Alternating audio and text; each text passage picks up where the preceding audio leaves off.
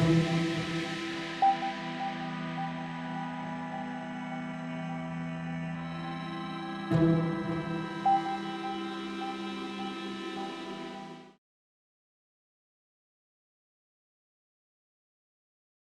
tema bastante importante.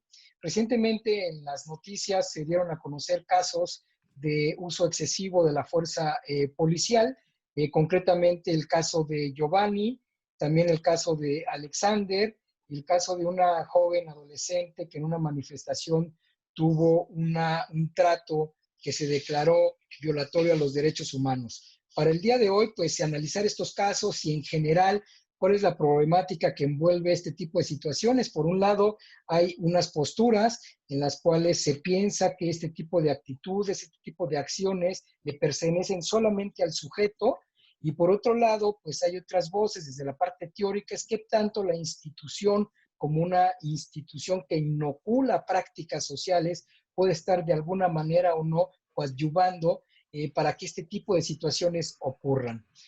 Vamos a iniciar este panel con la participación de la doctora Lucía Carmina Jasso López. Ella es investigadora asociada de tiempo completo del Instituto de Investigaciones Sociales, doctora en políticas públicas con énfasis en análisis organizacional e institucional por el Centro de Investigación y Docencia Económica, el CIDE. Ella es maestra en estudios políticos y sociales por la Universidad Nacional Autónoma de México. Sus principales temas de investigación son la seguridad pública y políticas públicas para la reeducación y prevención de la reducción, y prevención de la criminalidad. Ella actualmente es profesora de asignatura en la Facultad de Ciencias Políticas y Sociales. Actualmente es docente en la especialización de seguridad pública y en la licenciatura en administración pública. Bienvenida, Carmina. Pues como comentaba hace un momento, es un tema bastante relevante, un tema que hoy día pues los medios de comunicación han estado resaltando ese tipo de situaciones. Yo les platicaba y lanzaba estas preguntas provocadoras. Si este tipo de acciones, de violaciones a los derechos humanos, como lo vimos en el caso de Giovanni, de Alexander, pues son o pueden ser consideradas solamente como acciones individuales de un policía que está mal capacitado, que no pudo controlar, digamos, sus emociones, o se trata también de un contexto institucional que puede o no estar provocando este tipo de situaciones. Carmina, ¿qué nos puedes decir al respecto? Bien, primero me da mucho gusto saludarles. Muchas gracias por invitarnos a este conversatorio. A mí me provocó mucho la pregunta de si se trata de casos aislados, pero más que verlo como un hecho individual desde el policía o los policías, me interesa verlo como el abuso policial, el uso desproporcional de la fuerza llega a la sociedad. ¿Qué es lo que realmente vemos como sociedad y qué le interesa ver a la sociedad? Se ha dividido mi presentación en dos partes. La primera, sobre qué le interesa ver a la sociedad, hice una revisión muy rápida en Google Trends sobre cuáles son las tendencias de búsqueda de la gente sobre este tipo de acontecimientos. En Google Trends es posible que nosotros ahora con la pandemia pues nos podamos dar cuenta de que hay menos búsquedas sobre fútbol, pero incrementaron las búsquedas sobre preparación de alimentos. Sobre abuso policial hice una búsqueda en los últimos 12 meses y les puedo decir que no es algo que sea del interés permanente de la sociedad. Pareciera ser algo que es lógico. Hay un interés desfasado, por ejemplo, y desfasado entre los países. Por ejemplo, en México, el mayor tiempo de interés en todos los últimos 12 meses fue del 31 de mayo al 13 de junio. Hay periodos prácticamente sin búsquedas, prácticamente cercano a cero. Y también hay intereses focalizados. Por ejemplo, aquí en México, donde se busca más, es Ciudad de México, Estado de México, Jalisco y Nuevo León, en ese orden. Luego, bien, me parece que este conversatorio incluso tuvo pie a partir de los acontecimientos recientes, pero bueno, uno que puso en la agenda internacional es el caso de George Floyd en Minneapolis. Y sobre esto, quiero decirles que en México se hicieron una gran cantidad de búsquedas. Sin embargo, a partir del 1 de junio fueron disminuyendo el nivel de búsqueda y donde más se buscó fue en la zona de la frontera norte. Y es donde más se buscó y lo que la gente buscaba es quién es y buscaban el video. Esta parte para mí es muy importante. Para quienes no me conozcan, me he dedicado a trabajar temas sobre videovigilancia y esta fascinación por la imagen a través del video me parece muy importante. Es bueno mencionar que justamente lo que la gente buscaba era el video. Ahora bien, vengamos a México. Quisiera hacer un paréntesis en relación a que días después de los acontecimientos de George Floyd, pues tuvimos el caso de Giovanni López, que fue muy importante, pero en el intermedio tuvimos un hecho en Tijuana, el de Oliver López, que fue un hecho también grabado en video, y se observa como un policía de manera muy similar tiene el pie sobre Oliver López, que se encontraba esposado. Sin embargo, esta noticia no hizo mucho eco en los medios de comunicación. De igual manera, el caso de Giovanni también fue mucho menos buscado que el de George Floyd. Si nosotros vemos, estoy hablando desde México, ¿qué buscaba la sociedad en México? El caso de Giovanni fue de menor interés para la sociedad mexicana que el caso de George Floyd. ¿Qué más les puedo decir al respecto? Bueno, ya de manera específica sobre el caso de Giovanni López, pues a partir del 5 de junio las búsquedas fueron disminuyendo. Tuvo menor penetración el tiempo de búsqueda que el caso de George Floyd. Y también, bueno, el caso de Giovanni López tuvo mayor interés a nivel regional. Destaca principalmente Jalisco, le sigue Querétaro, San Luis Potosí. Esto solamente para poner como en cómo penetran los abusos policiales, no es una aproximación de cómo penetran en el imaginario social. Quiero hacer un punto importante respecto al abuso policial hacia las mujeres. Si bien, como lo han demostrado varias investigaciones, solo por referir alguna, quiero mencionar la de Montero y Soso de 2008, que hacen diferenciación entre hombres y mujeres respecto a una evaluación del servicio policial, pues es cierto que menos mujeres que hombres tenemos contacto con la policía. En este estudio, quienes más tenían contacto con la policía eran hombres jóvenes menores de 40 años. Por cierto, aquí las mujeres, se dice, contactan con mayor frecuencia a la policía por teléfono. Este dato me parece importante, sobre todo actualmente, con los temas de violencia intrafamiliar que se han reportado en mayor medida a través de los centros de atención telefónica del 911. También que puedo decir que las mujeres están más satisfechas con la labor policial que los hombres. Esto lo dicen en este estudio en Argentina y me parece también que se ha replicado, al menos así lo pude ver en la última ENSU en México.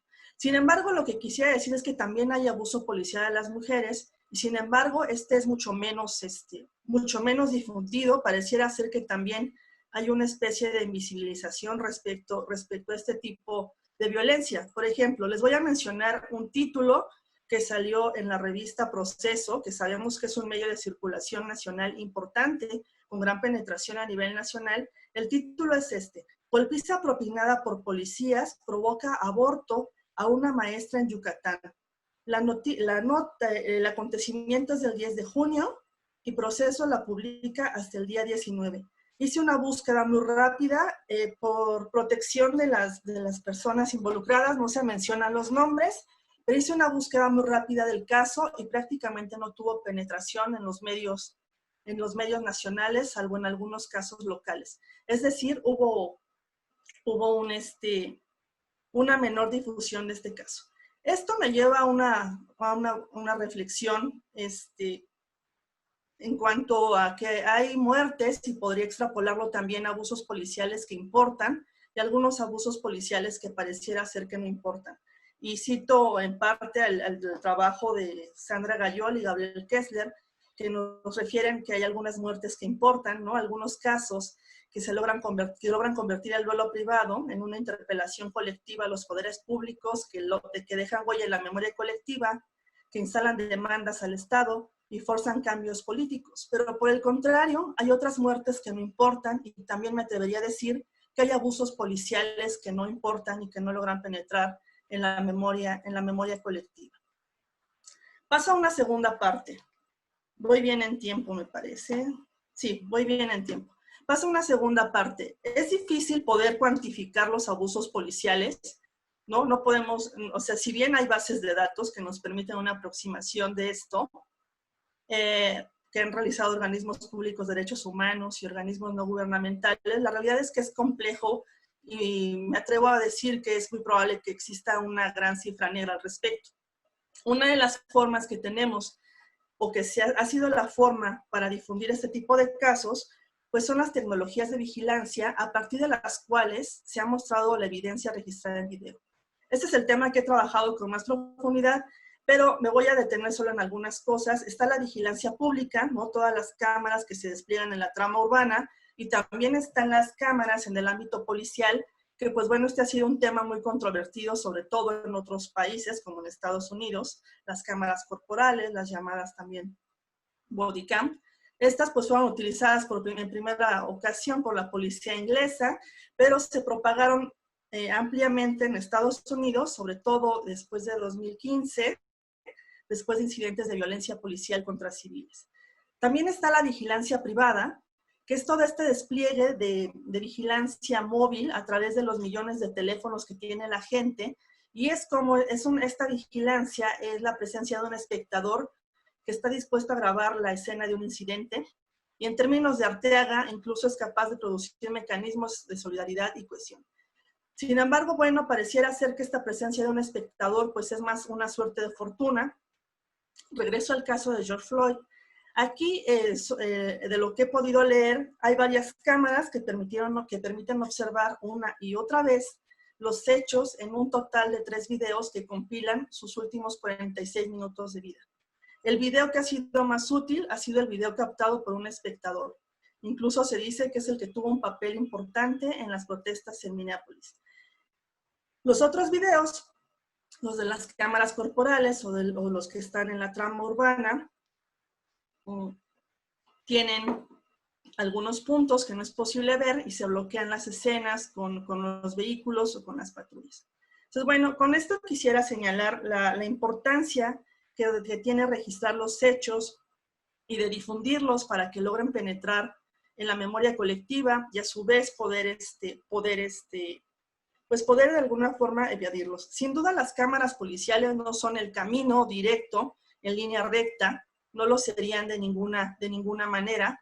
Si bien se ha dicho que aumentan la transparencia, pues incluso en el discurso público se han posicionado. Leía recientemente la relatora especial de la ONU le recomendaba a El Salvador la aportación de este tipo de cámaras. Sin embargo, pues lo que ocurre es que aun y cuando estas cámaras sí logran cambiar el comportamiento de la policía, así como logran cambiar el comportamiento de cualquier persona cuando estamos siendo vigilados, pues lo cierto es que no garantizan la Contraloría, la rendición de cuentas y la responsabilidad social de manera directa. Digamos que es un camino mucho más largo. Si bien existe la posibilidad de que se incrementen los arrestos de bajo nivel, porque los oficiales se sienten más obligados a seguir los procedimientos, también hay grandes posibilidades de la discrecionalidad. Sobre esto quisiera mencionar muy brevemente que he estado trabajando con Carolina Jasso, una base de datos con distintos casos en América Latina de abusos policiales, ejecuciones extrajudiciales en América Latina que fueron grabados en video. Tenemos videos de México, Brasil, Argentina, Guatemala y Perú. Quiero mencionar simplemente 2. Uno en Brasil, que poco antes de la visita del Papa, un policía mató a Marildo da Souza, un albañil vecino de la favela de Rosiñá, y su cuerpo no fue encontrado. Después de las investigaciones, pues lo que se encontró es que los policías habían desconectado las cámaras de seguridad para ocultar el traslado del cuerpo. Lo que quiero decir con esto, pues es el margen a la discrecionalidad que existe, aún y cuando existan las cámaras. En Argentina, pues también recientemente, en 2019, se registró la ejecución de un hombre que recibió 9 balazos. Los primeros lo derriban, los segundos ya le disparan y lo rematan en el suelo. Y a pesar de que había un video, en las declaraciones hay contradicciones respecto a lo que en la imagen se está viendo. Si bien en Argentina hay un contexto importante respecto a la doctrina Chocobar, que en términos coloquiales refiere que esta habilita a disparar antes de preguntar, pues hay una gran cantidad de temas ahí. Bueno, para cerrar, para no abusar del tiempo, que ya me pase un poco, solamente decir, no insistir con esta parte de la videovigilancia, que bien no es el camino directo para obtenerlo. Digo, ya hay quienes lo han trabajado de manera más profunda. En México, por ejemplo, hay un texto de Espriu y de Pérez Esparza, quienes nos dicen que que, que estas cámaras resultan insuficientes y no van emparejadas del fortalecimiento institucional. Y a esto yo le sumaría la relevancia del registro del abuso policial en videos y la importancia de la regulación para que cada vez más personas puedan acceder a este tipo de imágenes cuando se requieran y sean un medio para acceder a la justicia y a su vez para frenar los abusos policiales. Bueno, hasta aquí mi intervención. Les agradezco mucho que me hayan escuchado. Muchas gracias, doctora Lucía. Pues muy interesante lo que nos comentas. Yo pudiera rescatar dos ideas que me parecen de bastante relevancia. Uno, la lógica de las muertes que no importan, ¿no? Porque es verdad, o sea, hay ciertos grupos con condiciones o características que pareciera ser que para la ola mediática pues no le es relevante y hay otros que sí. El caso es, por ejemplo, en los secuestros del 2010, que se vino generando toda una ola de política pública gracias a digamos, el enfoque mediático que se le dio a los lamentables secuestros de personas que tenían un estatus y unas características específicas, la señora Wallace, el señor Martí, el señor Gallo, es decir, una serie de reflectores que se dieron allá y bueno, pues al final del día ayudaron para tener un impacto en la política pública y bueno, pues por las tragedias que lamentablemente pasaron. Otra idea es la función que tienen las cámaras de videovigilancia. Podrían servir entonces como una especie de reguladores también. La cámara de vigilancia sirve para dos cosas. Uno, inhibe, como lo decía la doctora. Dos, pues también puede descubrir, ¿no? Pero bueno, ahí están en el tintero estas ideas de la doctora Lucía. Vamos a darle paso a Miguel Garza Flores. Él es egresado de la maestría en Política de Seguridad Pública en la Universidad Autónoma Metropolitana. Él cursó el diplomado en inteligencia policial en la Policía Nacional de Colombia.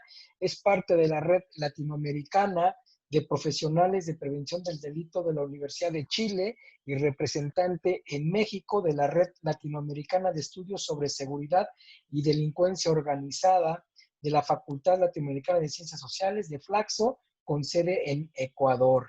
En el ámbito laboral, en la Policía del Distrito Federal coordinó un grupo de policía de proximidad y actualmente ha fungido como consultor, ha participado en diversos proyectos en agencias de policía estatal y municipal. Actualmente Miguel Garza es director de investigación aplicada en policía en el Instituto para la Seguridad y la Democracia, INCIDE AC. Miguel Garza, ¿qué nos puedes comentar acerca de este tema? Hola, hola, buenas noches. Gracias, Daniel, primero por la invitación al instituto. Gracias, pues, que me permitan compartir aquí con mis compañeras y con el jefe Federico. Yo quisiera, igual un poco como comentó Carmina, pues partiendo de las preguntas de por qué el caso de Giovanni, de Alexander y de Melanie, por qué la policía hace algo así.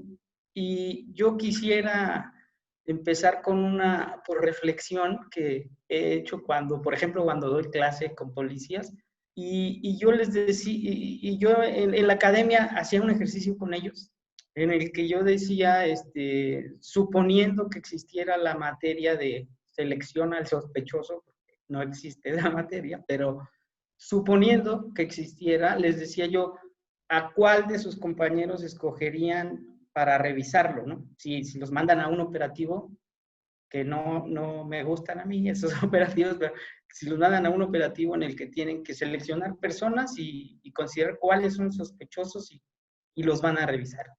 Y entonces ellos siempre hacían referencia, pues, al compañero que se veía de piel más oscura y de condición más humilde. Entonces, ellos decían así, lo señalaban luego, pero eso no es algo la reflexión es que eso no es algo que se aprende en la policía, es algo que se aprende antes de ser policía, que se aprende en nuestra sociedad.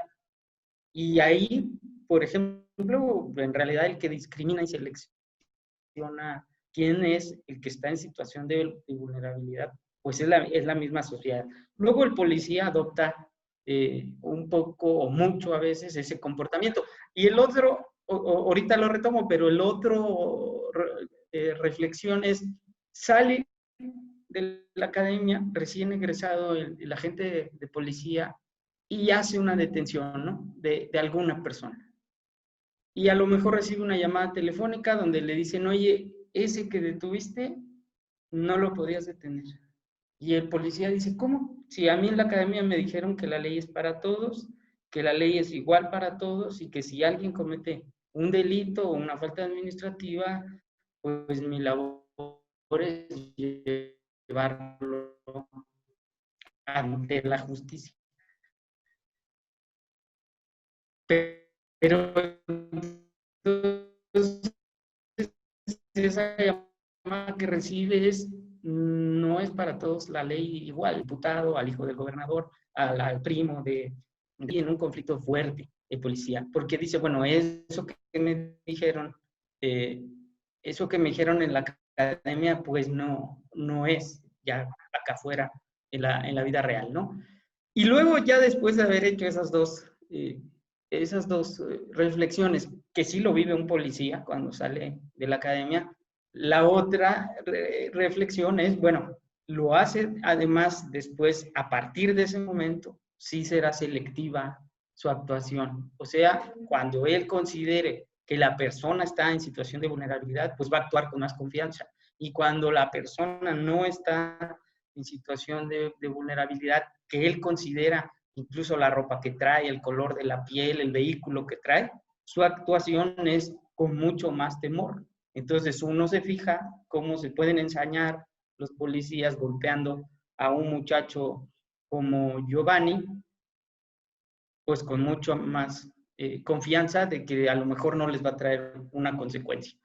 Pero hay un problema mucho más complejo ahí. No es tan sencillo como decir, bueno, pues los policías golpean porque así es la cosa en la policía, porque es una práctica que así es.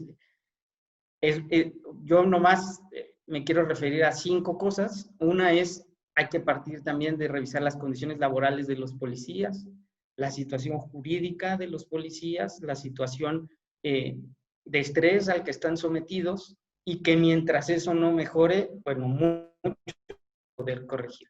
Y yo una vez que dije eso, quisiera referirme a 4 situaciones. Una es que no hay procesos disciplinarios que no sean discrecionales. En el caso de Giovanni, por ejemplo, y de Melanie,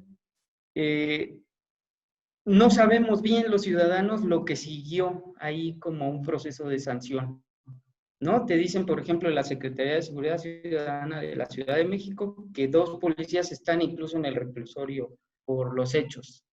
Pero no sabemos si ese proceso fue justo, si ese proceso no puede estar viciado por alguna decisión discrecional de sus mandos o del secretario o de la jefa de gobierno, sino que se sujeta a un procedimiento en el que se sigue paso a paso, que no hay discrecionalidad y que es un proceso justo para que los policías que están ahorita en la cárcel tengan también opción de defenderse, tengan opción de audiencia y sea un proceso disciplinario, incluso que no se puede detener. Y eso, por ejemplo, es que el área de asuntos internos que investiga la conducta, pues no dependa del secretario. Y eso, a que nos diga ahorita el jefe Rivas, pero eso en prácticamente todas las instituciones policiales en México dependen del secretario, el de asuntos internos.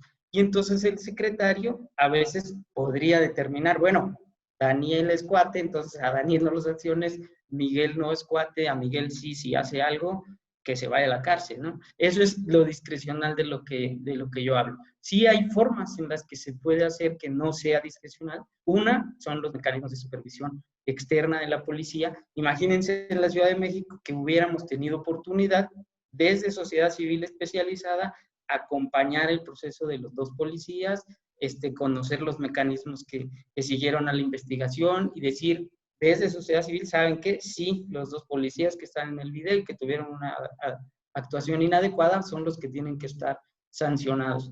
Pero pues eso no ocurrió. La otra es un tema que nosotros en el Instituto para la Seguridad y la Democracia en INCIDE hemos trabajado mucho los protocolos de uso de la fuerza En este momento impulsamos 5 protocolos en 5 policías municipales y obviamente no basta con el puro protocolo, hay que tener mecanismos para supervisar que los policías se apeguen al protocolo, pero también de poco o nada sirve si se les dota de un protocolo. Por ejemplo, la Ciudad de México tiene publicado protocolo, tiene un marco que regula el uso de la fuerza, lo tenía desde antes de la ley nacional y el problema es no tienen los niveles de fuerza que necesitan. Solo traen una 9 milímetros y con una 9 milímetros en la fornitura tienen que hacer los diferentes niveles de fuerza que hay. Entonces, una persona les empieza a gritar groserías, los empieza a escupir, los empieza a empujar y no van a sacar el arma y la van a detonar por una conducta como esas, ¿no? El siguiente punto es la capacitación, ¿no? La capacitación, luego, cuando pasa un incidente de estos, pues hay que capacitarlos en derechos humanos, hay que capacitarlos para que aprendan a respetar los derechos de las personas y que de esa forma disminuir la violencia que traen.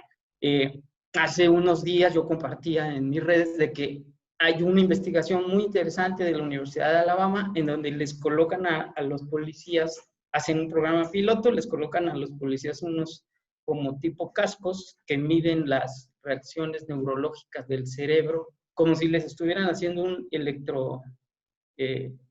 para medir la actividad cerebral, y es para conocer qué parte del cerebro se activa cuando el policía hace uso de la fuerza. Y ahí sale muy interesante, un lado del cerebro que está, digamos que alineado con la destreza, con la habilidad, con la capacidad para hacer números y operaciones matemáticas, esa parte no se activa tanto y la que se activa es la parte de los recuerdos, las emociones, las vivencias, ¿no? Lo que quiere decir es que el policía, cuando hace uso de la fuerza, la parte que más se está activando es la parte de la vivencia, ¿no? Entonces, ¿se acuerda si tuvo un problema jurídico cuando hizo uso de la fuerza? ¿Se acuerda si un compañero resultó lesionado o él mismo?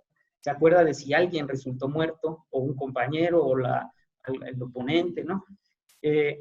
Pero eso, el hallazgo interesante es que entonces la capacitación tendría que ser diferente. Tendría que ser con estrategias andragógicas, con desarrollo de competencias que sea con aprendizaje significativo, que los policías recuerden que ya ensayaron, es de mucho ensayo, muchos videos, muchos sonidos, y no una capacitación como la que reciben pues, tradicionalmente. Y por último, de lo de la supervisión y del tema que decía yo de asuntos internos, quiero regresar nada más para comentarles que en otros lugares existe una visión de asuntos internos también de alerta temprana. Digamos que no es un órgano solamente para sancionar el comportamiento de un policía, sino también para hacer aprendizaje del uso de la fuerza que hace un policía. También imagínense en los casos desastrosos que hubo de Alexander, de Giovanni y de Melanie, que esos casos se documenten también para hacer aprendizaje. ¿Qué hubiera pasado si tienen equipo diferente? ¿Qué hubiera pasado si tienen una capacitación diferente? ¿Qué hubiera pasado si los dotamos primero de todos los niveles de fuerza, de un protocolo mucho más claro, de temas? Y bueno, mientras ahí le dejo. Gracias. Muchas gracias, Miguel. Pues muy interesante los puntos que tocas, ¿no? El tema de las condiciones en las cuales pues el policía vive en términos laborales, en términos familiares, en términos de estrés, pues es difícil, ¿no? Por un lado, incluso hasta la propia institución está metiendo presión también hacia el policía, con su familia, las condiciones, bueno, es complicadísimo. Las cuestiones de los protocolos también es un gran tema, ¿no? Qué interesante la investigación que nos compartiste en redes sociales. Muchas gracias, Miguel. Bueno, pues ahora le vamos a dar el uso de la palabra al ingeniero Federico Rivas Valdés. Él es secretario de Seguridad Pública de Mazatlán, Sinaloa, marino militar retirado con especialidad en seguridad pública, catedrático y conferencista en foros y seminarios. Es el doctor honoris causa por mérito policial y miembro del FBI NAA Grupo México. Ingeniero, Buenas tardes. Le cedemos el uso de la palabra. Gracias, pues muy buenas tardes a todos. Primero que todo, pues gracias al auditorio que amablemente nos está siguiendo por Facebook. También a la doctora Patricia Cermeño Estrada y al doctor Daniel Unjama. Igual a todos mis compañeros panelistas para compartir este tema tan sensible y tan importante. No solamente de hoy. Yo estoy muy contento porque aunque no tengo el gusto de conocer a Lucía y a Miguel, tengo pues muchas coincidencias muy importantes en materia de lo que comentó Lucía, el uso de las cámaras, del equipo de videograbación. Muchos policías lo consideramos como si fueran unas armas en contra de nosotros y en lo particular hemos buscado usar esa herramienta en ambas vías. Coincido con Lucía en el sentido de que puede ser ampliamente usado para corregir las conductas, no solamente del servidor público, sino también del ciudadano. Es bastante obvio el cambio de comportamiento cuando sabemos que en un elevador hay una cámara y que nos percatamos de ella, cómo nos comportamos cuando sabemos que estamos siendo videograbados. Desgraciadamente así es, y pues ya estamos en un siglo en el cual la tecnología pues nos exige cambiar muchos de estos hábitos y pues hay que saberlo aprovechar, así como algunos ciudadanos usan esos celulares o se convierten en esos reporteros y que en las calles están pues evidenciando el buen proceder o el mal proceder de un servidor público, igual que el policía aproveche esa grabación o él mismo también grabe el evento para garantizar que en ambas partes pues se cumplan con la normatividad. Y en el caso de Miguel, pues yo creo que mucho de mi intervención se van a percatar. Yo traigo, es un tema bastante complejo. Yo vengo sufriéndolo desde hace 20 años. Traté de ser muy concreto, aunque todo lo que voy a comentar lo voy a dejar en línea por escrito para que si alguien tiene interés particular y quizás me vaya muy rápido en mi forma de hablar, no se pierda alguna idea o darle seguimiento, hacer un comentario, amablemente lo agradecería en la red donde lo voy a subir. Primero que todo, pues somos ciudadanos y pues generalmente los latinoamericanos, no quiero referirme a México en particular, pero los latinoamericanos solemos no tener memoria. Desgraciadamente estos eventos que lastimosamente ocurrieron en Estados Unidos, aquí en México, que tienen que ver con la presunción de un abuso policial, no es de este año, desgraciadamente, sino que ha tenido otras manifestaciones a lo largo de, pues al menos del tiempo que tengo yo uso de razón o que estoy realizando actividades policiales, pero desgraciadamente se vuelve como modas, entran con los legisladores, se mueven los medios, hay importantes reflexiones ciudadanas, pero luego se diluye y pues la misma sinergia de otros problemas pues va haciendo que se olvide y al final se quedan las dos partes sin solución. Ni la parte ciudadana recibe el buen trato, ni el policía pues recibe todo lo que a continuación voy a comentar rápidamente, que considero que es importante pues resolver. Miren, el servicio policial, desde mi punto de vista, se ha quedado atrás. Ha cambiado, pero se ha quedado atrás de los cambios de la evolución de nuestras sociedades.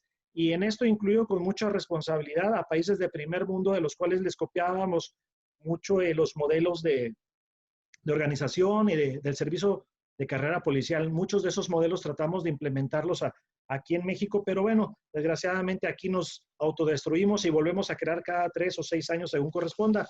También es importante señalar que cualquier mención que haga de alguna institución federal, estatal o municipal queda completamente aparte. Mis expresiones o mis opiniones son directamente mías, son de mi personal responsabilidad. Ser policía en México actualmente es una profesión que si no la cuidamos va en vías de extinción y les voy a explicar por qué. Les voy a comentar que actualmente un policía se enfrenta no solamente con grillas internas en las instituciones, sino con la grilla que existe en la ciudad y en el país, máxime en un año como en el cual hay otras instituciones policiales de nueva creación con las cuales pues estamos conviviendo.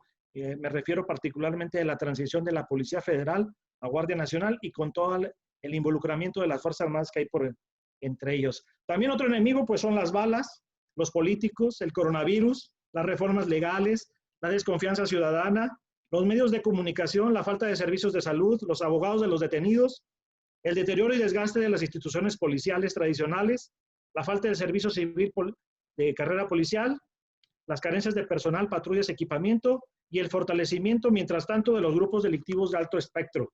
Así de fácil se las dejo. Yo hace poco escribí al respecto en un blog personal de que realmente parece ser irracional quien quiere ser policía o quien se quiera mantener trabajando en este servicio policial. De verdad, voy a hacer mención de faltas de responsabilidad de ambas partes, pero se requiere precisamente eso, no señalar solamente la falta de preparación o de algunos puntos por parte de los uniformados, sino también la parte de los policías. Los policías, entre muchas cosas, estamos frustrados desde el cambio del sistema penal. Cuando se inició todo este procedimiento de reeducación de principalmente los policías ministeriales, de las fiscalías y de los policías con el llamado nuevo sistema penal acusatorio, hay una parte muy importante que también faltó educar o de capacitar, que fue al ciudadano. Muchos ciudadanos no entienden que las reglas ya cambiaron y que cuando el policía aprende a una persona, a un presunto responsable, y lo presenta a la fiscalía y sale, en automático señala al policía o al compañero ministerial como parte de un tema de corrupción, cuando el sistema pues favorece muchos tipos de conciliación, de mediación o de otras garantías que no son precisamente mantener al presunto delincuente bajo las rejas. Y esto nos falta mucho trabajo con el ciudadano. Parece ser que desde el punto de vista institucional faltó más conocimiento e incluso interés, y lo digo con mucho respeto, del ciudadano de enterarse de estos nuevos cambios. Se le hizo más sencillo señalar y acusar al policía como tradicionalmente ha sido en los temas de corrupción. Actualmente en México y en muchos países, pues la gente está enojada, está asustada, está sensible y es intolerante a muchas cosas. No tiene que ver directamente con la seguridad. Estamos viviendo situaciones inéditas. Nadie que estamos vivos ha tenido experiencia de lo que está sucediendo en el mundo. Tenemos actualmente coartadas muchas libertades de movimiento, tenemos una incertidumbre económica y no sabemos qué va a pasar, cuál es el virus o cuál va a ser la amenaza que se viene por delante. Incluso el temblor que hoy pues castigó severamente algunos estados de nuestro país, pues obviamente nos altera a todos como sociedad, y la interacción que tenemos los servidores públicos, el policía es el primer contacto con el ciudadano, pues obviamente tenemos esa posibilidad de encontrarnos pues friccionados. También en alguna ocasión he señalado la utopía de tener a la mejor policía del mundo en México, de una manera inmediata, como si fuera una promesa de campaña. ¿De dónde venimos los policías? Venimos de la misma sociedad a la cual estamos sirviendo. Las ciudades van creciendo día con día y particularmente en Latinoamérica la gente está enojada, pero también hay un grupo poblacional muy denso que es la juventud. La juventud actualmente se encuentra con muchos problemas en el sentido de que hay falta de oportunidades. En países como Brasil, Colombia y México, las pirámides poblacionales son bastante amplias en el tema de los jóvenes, y obviamente los delitos que suelen cometer sociedades de este tipo pues suelen ser violentos, suelen ser delitos gregarios, multitudinarios, como las marchas, estas expresiones de anarquistas, estas expresiones tradicionales de los jóvenes que están pues molestos con el sistema establecido o con las cosas que como sociedad no se están haciendo bien. Entonces pues es obvio que vamos a tener un mayor contacto violento con estos grupos. Además que mediáticamente nuestros jóvenes están recibiendo un bombardeo diario de rechazo a la cultura del trabajo. Yo más o menos alcanzo a ver a mis compañeros panelistas y estoy muy seguro que fuimos educados de una manera muy similar en el sentido de que desde nuestros hogares pues fuimos formados en temas del esfuerzo de estudiar, de graduarnos, de buscar un buen trabajo y ser pues un buen ciudadano o un buen servidor y posteriormente un buen servidor público. Actualmente nuestros jóvenes están bombardeados con un desprecio a esa cúspide o a ese esfuerzo de ir esforzándonos y alcanzando pues un beneficio económico y un bienestar. Ellos quieren, o la gran mayoría, están siendo presionados para obtener un éxito económico inmediato, rápido, y hacerse de ese tipo, vamos a decir que de beneficios.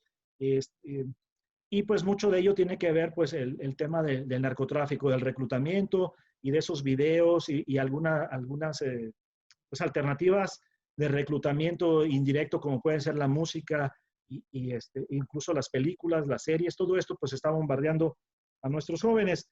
Entonces, pues ¿de dónde viene nuestra policía? Pues viene del pueblo, es de la misma juventud que está doliente o necesitada de orientación y de un destino claro. Tradicionalmente los cuerpos de policía y algunas fuerzas armadas han adolecido de lamentables casos de violencia institucional o individualizada. Yo voy a hacer referencia, como decía a Miguel, a un estudio que me gusta mucho retomar, que es el experimento de Milgram de 1971, en el cual muchos de nosotros, de los seres humanos, tendemos con facilidad a ser crueles o violentos cuando estamos sometidos a una autoridad. Este estudio yo lo tomé la primera vez analizando por qué muchos soldados nazis de la Segunda Guerra Mundial cometieron actos barbáricos contra seres humanos, que quizás el odio radicaba en sus jefes, pero que en lo más remoto de los cuarteles en toda Europa o en África, pues eran replicados con mucha obediencia y muy sistematizadamente esta transmisión de órdenes. Yo buscaba precisamente pues lograr esa transmisión de órdenes y la exactitud de hacer algo, pero en el lado positivo. Y descubrí este experimento que lo dejo en la mesa para poderlo detallar. Seguramente los psicólogos y sociólogos lo podrán detallar con mayor precisión que yo. Yo estoy diciéndolo a modo de referencia muy rápido. Y la otra es una cuestión, no es un rol cultural milenario de abusos de autoridad por parte de los uniformados, en donde los policías se inician o se buscan respeto entre los camaradas para manifestar actitudes temerarias y abusar físicamente de los detenidos, golpeando, humillando y vengándose de ellos en un rol del bien y del mal. Desgraciadamente lo existe, aunque académicamente se reciba la instrucción de derechos humanos y de los valores que van implícitos en el servicio público, en la humanidad que debe tener cada uno de los policías, existe esa mala interpretación del bien y del mal, y de que los policías asumen temas como de venganza, de castigar a las personas que están siendo o que están lastimando a juicio de ellos, de estar siendo justicieros y de estar tomándose atribuciones que no les corresponden a modo de implementar pues algún tipo de sanción física o verbal o de cualquier otro tipo a una persona, no solamente que grafitea una pared o que manifiesta alguna inconformidad, sino en el caso de la detención de presuntos criminales, pues de temas un poco más sensibles, como por ejemplo violadores de menores o los temas de violencia familiar, que los policías pues realizan ese tipo de abusos pensando que están haciendo un bien a la sociedad o que están pues haciendo algo correcto. Otras razones que colaboran, a mi juicio, en este semillero de posibles torturadores, pues son la falta de vocación real para ser policía. Yo siempre he comentado que aquel policía que no le gusta servir a la gente, que no tiene empatía, que no le tiene cariño al ciudadano, no puede ser realmente un servidor público con compromiso. Desgraciadamente, en México en muchas ocasiones estamos en las filas policiales muchas personas que no tuvimos otra oportunidad y que no elegimos desde el inicio de nuestra juventud tomar esta profesión. Hay un desconocimiento de la profesión y de su normatividad. Estoy hablando de modo muy genérico, sin señalar a ninguna corporación en particular.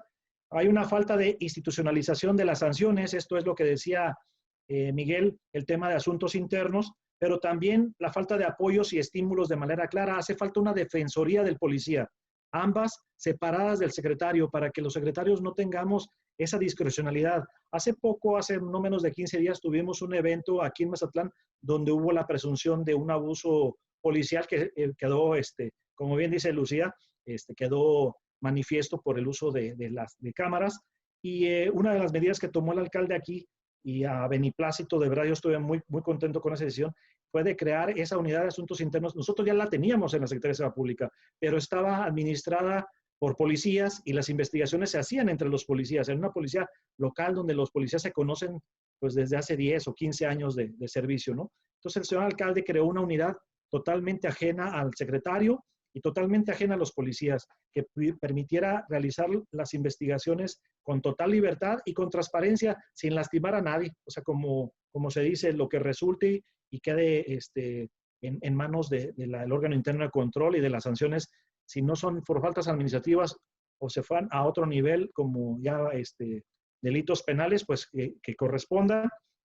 También hay una falta de supervisión operativa y de transparencia institucional. Las áreas de asuntos internos requieren estar en las calles y requieren estar supervisando al policía en la calle.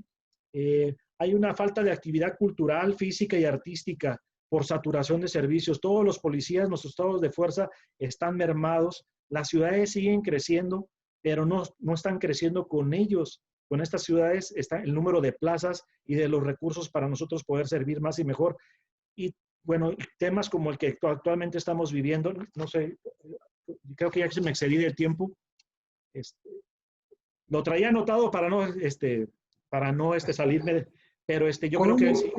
Con un minuto, Inge, si quieres, redondea y pasamos con la doctora Perfecto. Olivia. Entonces, temas como la emergencia sanitaria también genera una serie de responsabilidades que de manera indirecta le están llegando a los policías. El uso de mantener a la gente con sana distancia bancaria, cuidar las colas de los mercados, restricción vial. En nuestro caso en Mazatlán, en Veracruz, en muchos puertos, he visto cómo compañeros míos municipales y navales han batallado para convencer a la gente que no salga a las playas. Y pues todo esto pues genera que los policías estén dobleteando turnos. Ellos también, los policías están viviendo esta emergencia doméstica, también son víctimas de la presión como ciudadanos, más aparte como servidores públicos. Quedo pendiente para los comentarios. Muchas gracias. Gracias, ingeniero. Es muy interesante, ¿no? Una radiografía de qué es lo que está sucediendo con el policía y hay pues puntos muy, muy interesantes. Esto de falta de vocación es súper importante, ¿no? Digamos, la profesión del policía casi siempre se toma como una opción obligada, que ya no hay otra oportunidad y bueno, pues es lamentable ese tipo de situaciones. Vamos con la doctora Olivia Tena. Ella obtuvo su título como psicóloga, el grado de maestra en psicología y el doctorado en sociología en la Universidad Autónoma de México. Ella es docente y tutora en los posgrados de Ciencias Políticas y Sociales, en el posgrado en Psicología y de Trabajo Social en la UNAM, y se encuentra adscrita al programa de investigación feminista del Centro de Investigaciones Interdisciplinarias en Ciencias y Humanidades de la misma institución. Es investigadora nacional nivel 2, fue responsable de una investigación de largo aliento sobre el empoderamiento de las mujeres en la Policía de la Ciudad de México, 2009-2017. Actualmente ella coordina el Grupo Interdisciplinario de Investigación Feminista en Formación Policial. Doctora Olivia, cuéntenos, ¿cómo mira este panorama? ¿Cuáles son sus opiniones al respecto? Daniel, muchas gracias por la invitación y saludo a la gente que comparte conmigo este panel. Me ha gustado mucho escucharles. Tiene una ventaja ser la última en hablar, porque me puedo dar cuenta de cuánto tenemos en común, ¿no? Desde quien lo ha vivido, desde el ser policial, desde quien lo ha vivido desde la academia y desde la investigación. Generalmente, cuando yo me refiero a las y los policías, me gusta partir de algo que Federico está señalando, de alguna manera, que es de este reconocimiento, primero que nada, de que las y los policías también son ciudadanos, ¿no? De que tenemos también, así como quisiéramos que se nos cuide, tenemos también que cuidarles, porque el servicio que nos prestan puede ser muy importante, lo cual no quita que también tengamos que ser críticos respecto a su actuar, como es en este caso a lo que nos convoca Daniel Kunjama. Muchas gracias. Y a esto me voy a abocar, pero partiendo de este principio. Tratando de definir primero el problema que nos trae por aquí, es el abuso policial, la violencia policial hacia la población a la que debe de servir. Podemos entender que los policías, si su acción es violenta, están poniendo en riesgo la integridad de la gente que tiene el mandato de proteger y de cuidar y de brindarles seguridad. Y ese es el problema del cual estamos partiendo. Por otro lado, tengo varias formas de entender lo que sería el abuso policial. Hay varios elementos, ninguno de ellos es causa, o sea, no podemos decir que hay un determinante solamente del abuso policial, sino que hay elementos que van confluyendo. desde lo contextual, la situación social, ahora la emergencia de salud, pero algo muy importante es también en los discursos en la cadena de mando. ¿Sí? Yo podría decir los discursos de la cadena de mando, empezando por los gobernadores, por los presidentes municipales, que también forman parte de esa cadena de mando, o las instrucciones directas de actuar de cierta forma, ¿no? Entonces, a eso me quisiera yo abocar y, por supuesto, lo haré desde una perspectiva de género, que esa es la vertiente en la que yo he estado trabajando, lo cual en este caso no significa que yo vaya a hablar de las mujeres como víctimas de violencia, aunque también, y tampoco voy a hablar de las mujeres que ejercen violencia solamente, aunque también las voy a incluir, y si me da tiempo incluso tratar de, no me fijé ni qué horas son, para estar al pendiente, pero ahí le encargo a Daniel que por favor me avise, ¿no?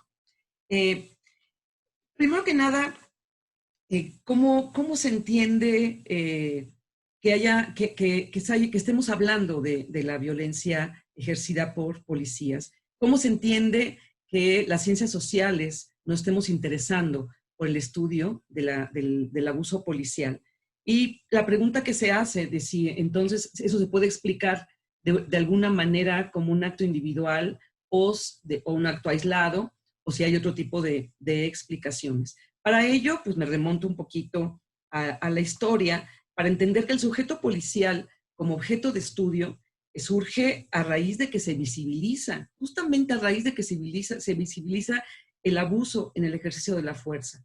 ¿Sí? Según lo que tengo yo documentado a partir de algunas lecturas, fue en los años 60 cuando lo policial se hizo visible como problema ante la protesta social por el abuso de los policías en los años 60 en Estados Unidos. ¿Sí? Cuando hubo todas estas marchas, salieron a marchar incluso contra la violencia familiar, contra el racismo en los años 60. Y ahí las ciencias sociales, la academia, voltea a mirar a la policía. Y diríamos, ¿pero qué entonces? ¿Antes nunca había habido abuso policial? Por supuesto que sí, ¿no? Por supuesto que sí. Por eso empezamos a marcar la premisa de que no es un acto aislado, ¿sí? Porque desde entonces se habla de esto. Ahora, ¿por qué hasta los años 60? Pues por la tecnología, ¿sí? Ahorita hablaban de las cámaras que graban, etcétera. Bueno, en aquel tiempo, en los años 60, no había cámaras, pero había televisión. Entonces empiezan a mostrar las imágenes en Estados Unidos de policías ejerciendo violencia contra la ciudadanía, y entonces la ciudadanía sale a las calles, muy parecido a como pasa ahorita o como pasó en Estados Unidos en el caso Floyd, ¿sí? Sale a las calles a manifestarse en contra de esto, y entonces las ciencias sociales identifican que hay un problema y lo hacen propio. En México tardamos un poquito más en incorporar este estudio de las ciencias sociales, quizás como comparto con algunas autorías, porque estábamos viviendo regímenes mucho más autoritarios, ¿no? Donde era mucho más complicado hacer una crítica desde la academia hacia la policía. Sin embargo, también está el caso de América Latina, algunos países que empezaron antes que México también a estudiar el abuso policial o la policía como sujeto de investigación a raíz de que los regímenes democráticos surgen, emergen, cuando antes había claramente un régimen dictatorial que era imposible hacer investigaciones al respecto. Entonces se quiere mostrar una policía diferente, se quiere mostrar una policía democrática, y entonces se empieza a hacer esta investigación y a tener mucha más vigilancia también hacia el ejercicio policial por este temor de regresar a esos abusos extremos, ¿no? Que hubo en los regímenes dictatoriales. Entonces, como decía hace un momento, esto hace pensar que el uso desmedido de la fuerza pública ha sido inherente a las organizaciones policiales desde que surgieron, no solamente en México, sino en muchas partes del mundo. Por ello, una respuesta a la pregunta que se plantea en este panel, en el sentido de que si son casos aislados, diríamos que nunca lo han sido, nunca han sido casos aislados, pero sí responden a situaciones del contexto político y social en el que nos encontramos y, como dije antes, a los discursos o a las instrucciones dadas por algún elemento en la cadena de mando, incluyendo en este caso, como decía, a lo que se dice desde los gobiernos en relación con la pandemia. No es de extrañar ¿no? Que, por ejemplo, el caso de Alexander en Jalisco, ¿sí? Primero haya hablado el gobernador en un sentido de mano dura, ¿sí? De mano dura, de sancionar a quien no esté cumpliendo con la cuarentena, quien no esté cumpliendo con el uso de tapabocas, con quien... Entonces, ese discurso, yo no sé si más abajo en la cadena hubo la instrucción directa, porque, bueno, no es imposible tener toda la información, pero simplemente ese discurso fue un discurso público, que fue difundido, ¿sí? Entonces,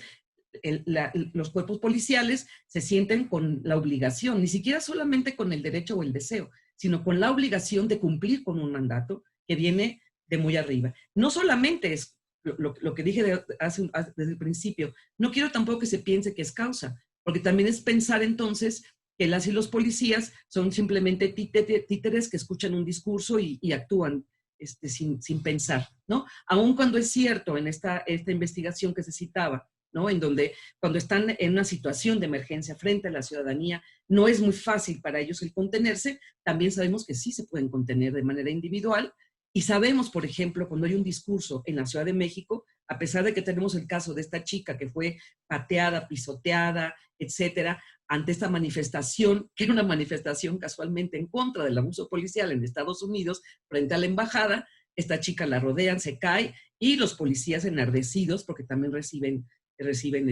piedras, reciben cosas, los policías enardecidos me patean. No sabemos qué pasó con estos policías, cuando dicen que ya se detuvo a 2, yo digo, pues justamente pensaba yo, ¿de verdad serían esos 2 los que están en las imágenes? Yo veo que eran más, además no eran solamente 2, en fin, pero el discurso de la jefa de gobierno es otro, muy, muy contrastante con el discurso del gobernador de Jalisco. El discurso de la jefa de gobierno es, ¿sí? Repruebo totalmente este acto, ¿sí? Se les va a sancionar, se va a investigar, se va a sancionar, y lo que siempre les decimos es, ¿sí? Que no lleguen a estos extremos, que están para cuidar a las manifestaciones. Hecho que la población, una parte de la población también critica. Entonces, yo entiendo esta presión que tienen los policías y que tienen los gobernantes para su discurso.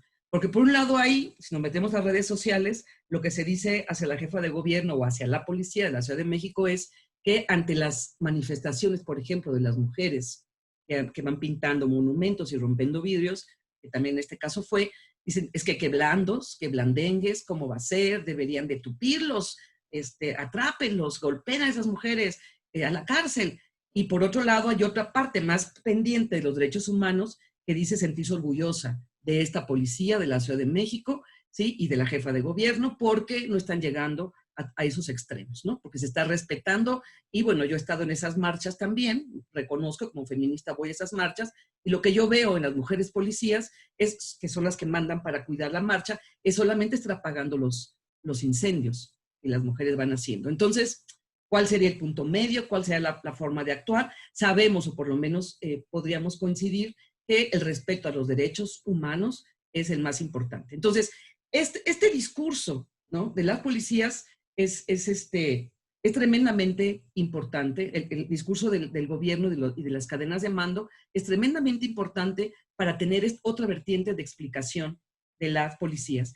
Pero otra también es la cultura policial, que es algo que yo más he estudiado, ¿sí? Y ya me quedan como 2 minutos, me parece, o 3, y que tiene que ver con esta cultura de la masculinidad, recia masculinidad, ¿sí? Porque una cultura de género existe en toda la población, pero los policías como institución, como organización, tienen de manera no explícita, ¿sí? Un mandato, ¿sí? De mantener la integridad, ¿sí? La integridad y el honor del policía como institución y como persona. Entonces, son muchos casos en donde los policías ejercen exceso de fuerza, ejercen violencia contra la ciudadanía, y la respuesta del policía es, claro, es que se negó a dejarse detener. Es que a mí me agredió, ¿sí? Y los testigos son los propios policías, ¿no? A mí me agredió, entonces una cosa de honor.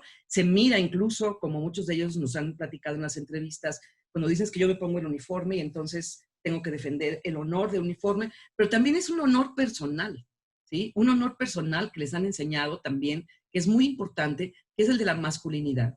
Y aquí quiero tomar también este ejemplo que se ponía hace un momento, creo que lo decía Federico, en donde decía que era, no sé si era Miguel, perdone, que parecía que era mucho más probable que se ejerciera una agresión hacia la ciudadanía, ¿sí? En casos de personas que eran subordinadas. Y esa es una explicación también de la masculinidad, de acuerdo con autores como Rowland Connell, donde hablan de este modelo hegemónico de masculinidad, que aquí llamaría yo, es un modelo hegemónico de policía, como muchos policías llaman, ser un policía de verdad, ¿sí? Es no permitir también que otras personas al interior, pero también de la ciudadanía al exterior, ¿sí? Me agredan y me hagan sentir que pierdo el poder frente a ellos, ¿no? Entonces, a mí me violenta a lo mejor mi mando, ¿sí? Pero entonces yo sé que puedo violentar al que está debajo de mí, que en este caso son las personas vulnerables de la policía, ¿no?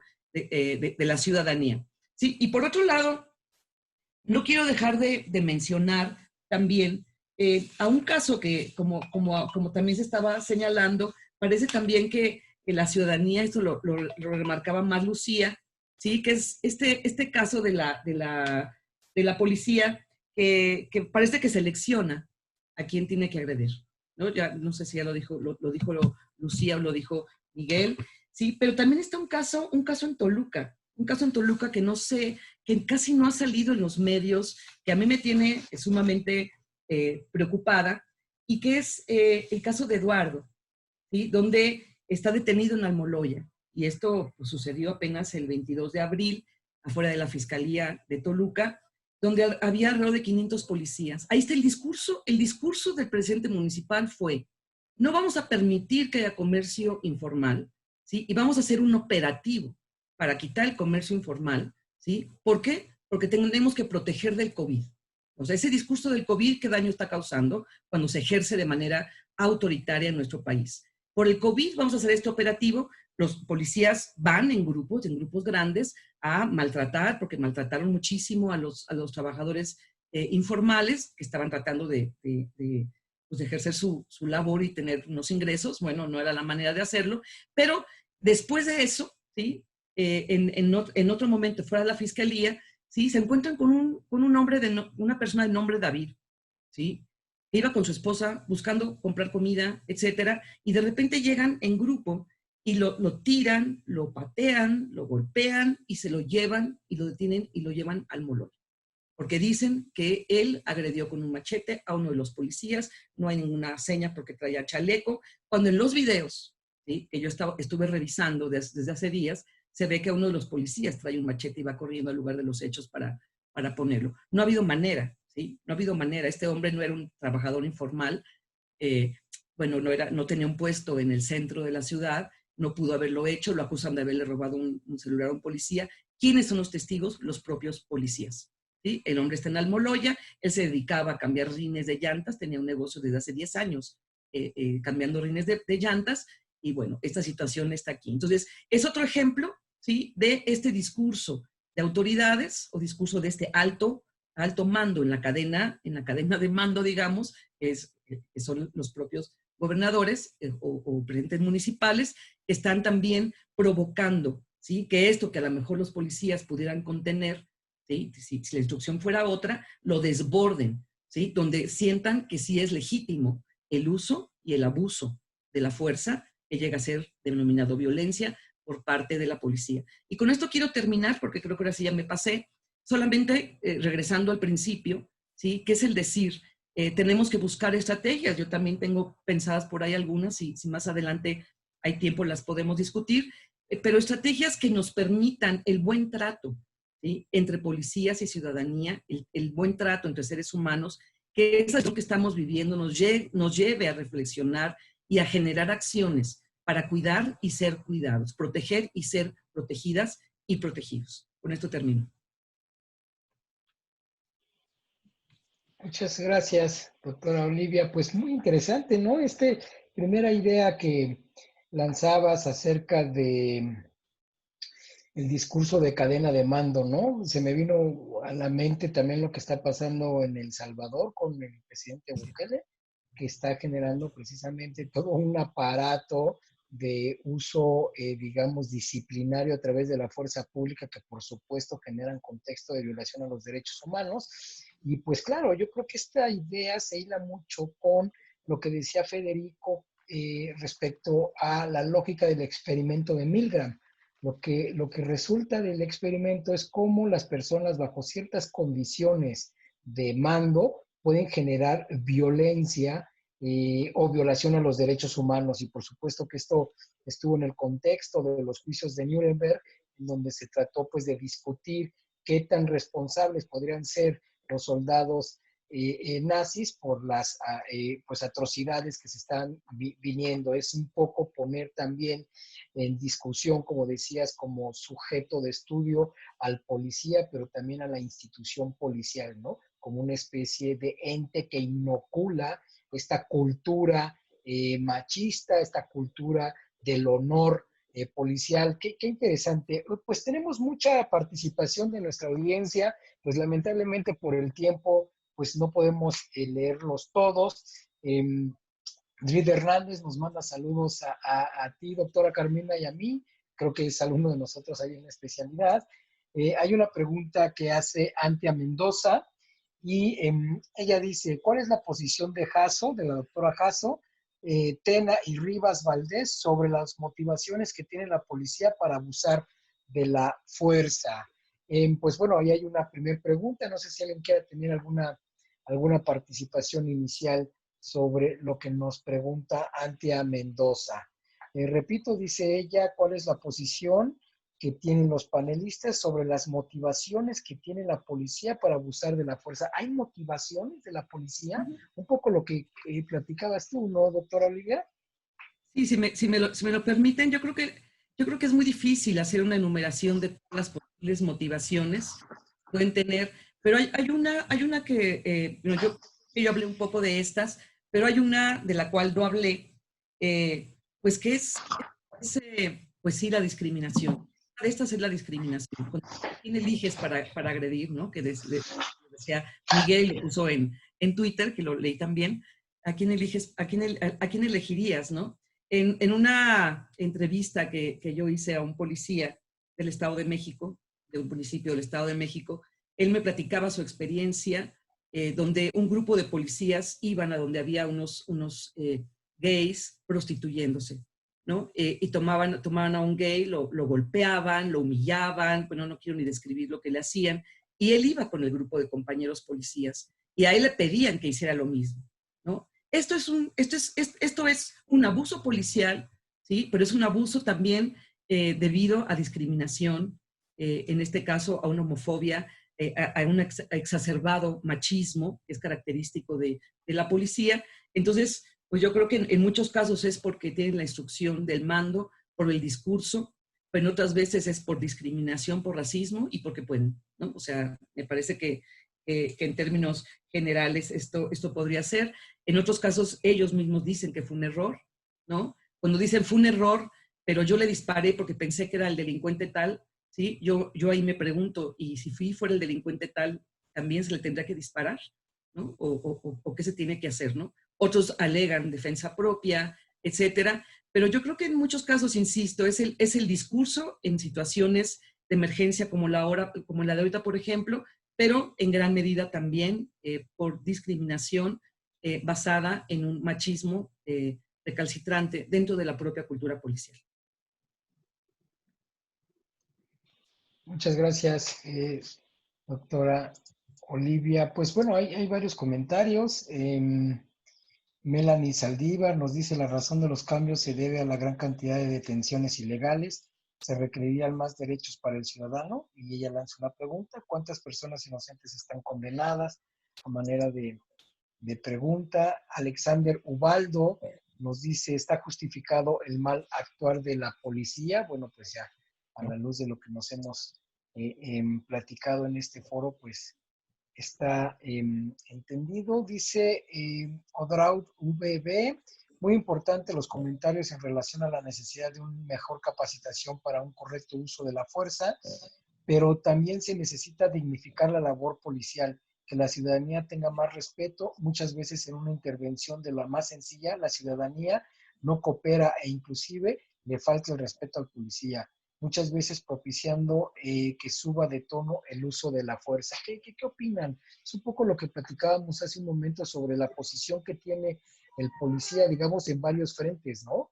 Miguel, ¿qué opinas tú al respecto? Sí, yo creo que también, fíjate que mi opinión tiene que ver con un tema de legitimidad. O sea, no necesitaría primero, creo, la policía como institución contar con legitimidad para hacer uso de la fuerza. Fíjate que un ejemplo que yo pongo mucho también en procesos de capacitación es un policía cuyo salario es bueno, su nivel de certeza jurídica es buena, su capacitación es buena, digamos, sus condiciones laborales, por ejemplo, policía en Estados Unidos, su actitud es mucho más asertiva, mucho más, maneja mejor su autoestima. Y entonces la figura que él proyecta es una figura de autoridad que a veces, digamos, suele tornarse agresiva, pero cuando no, y se torna solo como una figura de autoridad que el ciudadano respeta, es también porque esa institución ha construido legitimidad. Pues acá es más difícil o mucho más difícil porque un policía, ¿cómo exige en la calle manifestar una figura de autoridad de manera asertiva y todo eso? Si el policía también pues es a veces vejado por su misma institución y por los mismos, incluso lo que comentaba la doctora Olivia, si un policía se le ocurre decir al interior de la policía que es homosexual, pues sus compañeros se lo acaban, ¿no? Y es un policía que va a estar maltratado por la institución, además de por sus derechos laborales y todo lo que ya sabemos, por el grupo social que manifestó, y luego salir a enfrentar, entre comillas, pues, enfrentar problemas de criminalidad sin nada de legitimidad y sin nada de figura de autoridad. Pues claro que lo vuelve más complicado. Muy bien, Miguel, muchas gracias. Alexis Rosas Hernández nos comenta hace una pregunta para la doctora Carmina Jasso.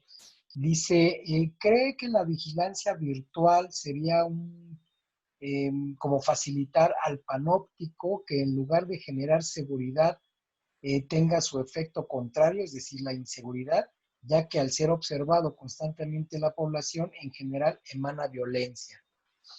¿Cuál es tu opinión al respecto, Carmina?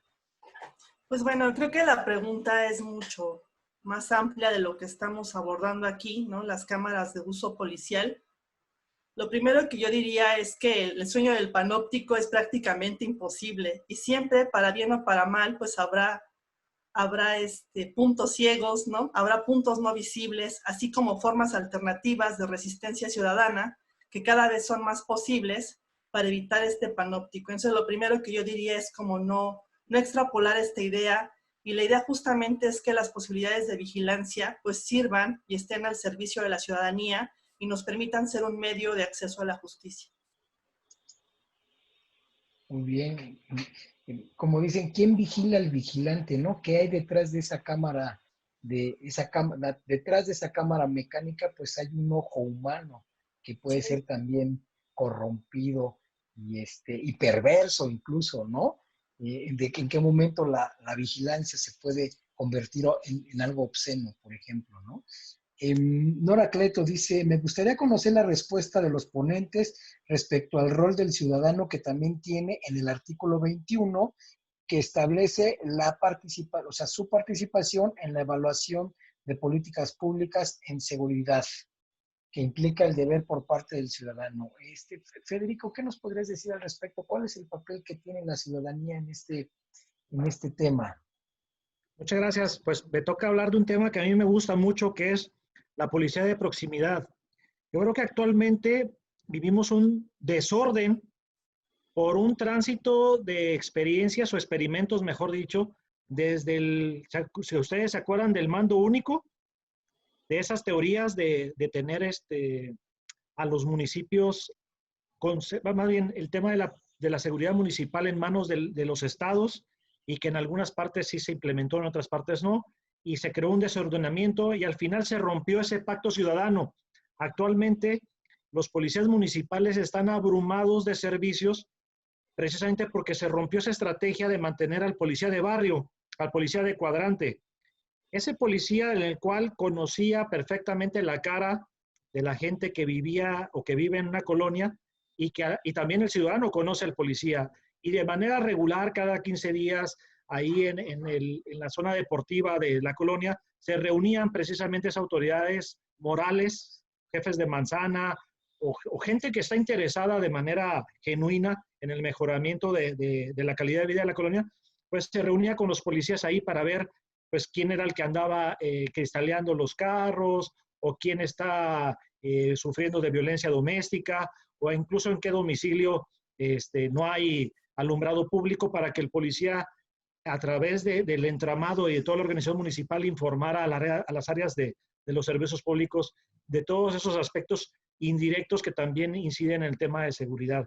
Yo creo que esa forma de trabajar debemos de seguirla fomentando. Las ciudades siguen creciendo, pero al final son agrupaciones, son pequeñas ciudades que están metropolizadas, están creciendo, pero si nos mantenemos organizados de manera como sectores, como cuadrantes, como se venía haciendo, yo creo que hay una certeza y hay un conocimiento directo entre el policía y el ciudadano para volver a cerrar ese pacto como antiguamente se venía haciendo. Desgraciadamente, muchas autoridades estatales se replegaron y ahora con la Guardia Nacional y con militares haciendo funciones voluntarias o involuntarias de policías, pues obviamente ellos tienen una seleccionan las responsabilidades. Yo lo comento desde varias trincheras en las que he estado, en las que he mencionado. He estado en todas y actualmente hay una selección de responsabilidades. Cuando sucede un evento,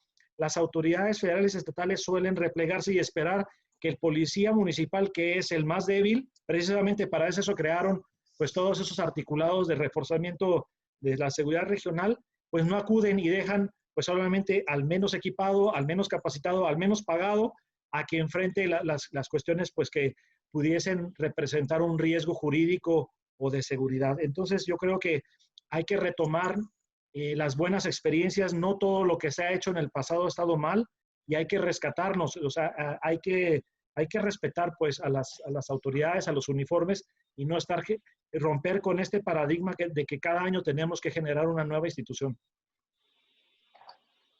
Bien, interesante, ¿no? Ahora que pues necesitamos cada vez una policía más próxima a la comunidad.